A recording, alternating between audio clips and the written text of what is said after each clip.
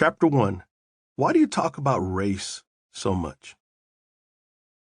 Have you ever had a good day turn into a bad day?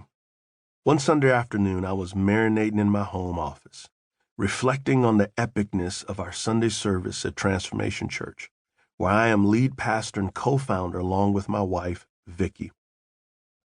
The music was doxological.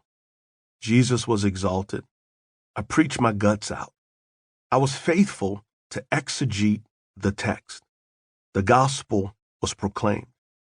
I was feeling good when I heard the notification that I'd gotten a new email. I just knew it was going to be from someone whose life had been changed by Jesus through the ministry of Transformation Church.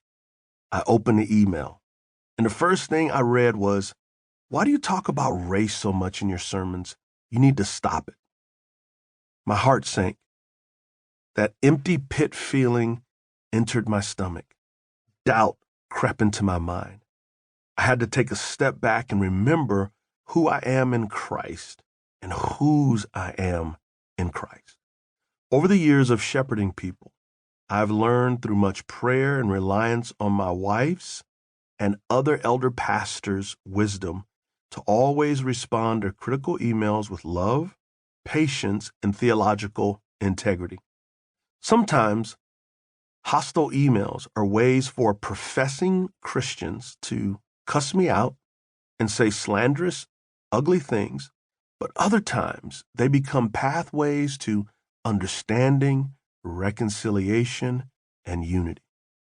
As Jesus' blood purchased people from every tribe and language and people and nation, Revelation 5:9, we must hold people's hands and walk with them into the promised land of unity. So I wrote the gentleman back and requested a meeting with him to discuss his email. As we sat down, I opened in prayer and assured him of my love for him and my desire to answer his question. As we talked, I gave him my answer. I talk about race so much because the Bible talks about it a lot.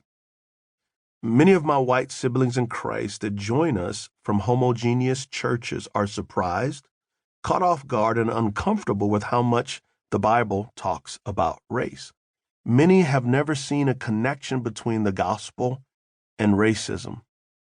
They've been discipled to think that the gospel is only about saving souls and sending people to heaven when they die. But I contend that racial reconciliation in Christ is not periphery to the gospel, an optional nice-to-have or a fad issue, but central to Christ's mission and God's plan.